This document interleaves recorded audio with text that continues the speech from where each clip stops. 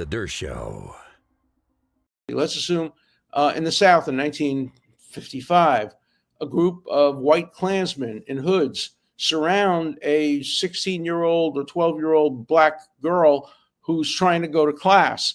And one of the Klansmen yells, "Don't let her go to class, stop her, whatever it takes, stop her."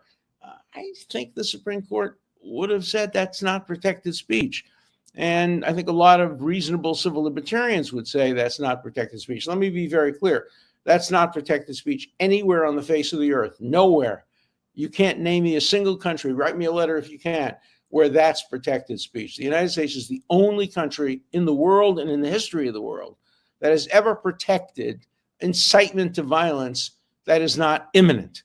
That's the current rule in the United States. You can incite violence as long as the incitement isn't imminent. You can advocate it, you can espouse it, you can say it's a good thing, and you can even incite it as long as you haven't incited now. You can say, in the future, this is not a good time to do it. There are too many policemen here. Let's not do it now. But in the future, if you find a black kid alone in a dark street, I want you to kill that kid. If you find a Jew alone, I want you to send a Molotov cocktail and kill that kid, that Jew.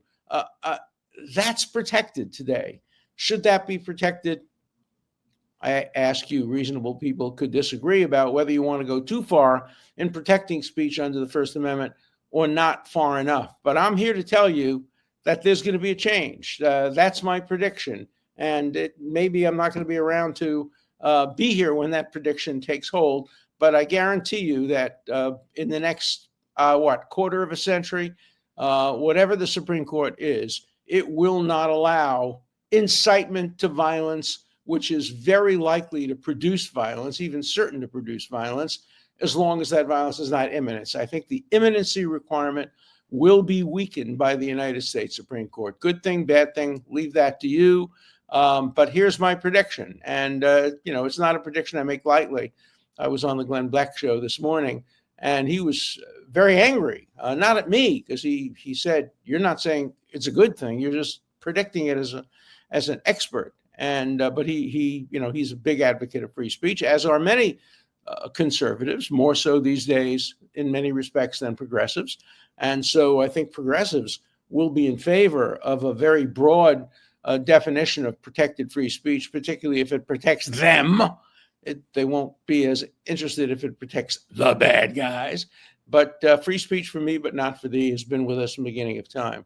So that's my prediction. And my predictions generally come true. This one will take time. There is no case currently in front of the Supreme Court that I'm aware of or in the certiorari lineup that would make it possible. I have my own case involving a restriction on free speech. It hasn't yet been decided. In my case, CNN deliberately, willfully lied about me. They said that I said that a president could commit crimes and still not be impeached, when in fact I said exactly the opposite. A president, if he does commit treason, bribery, or other high crimes and misdemeanors, not only can but should be impeached. They lied about it.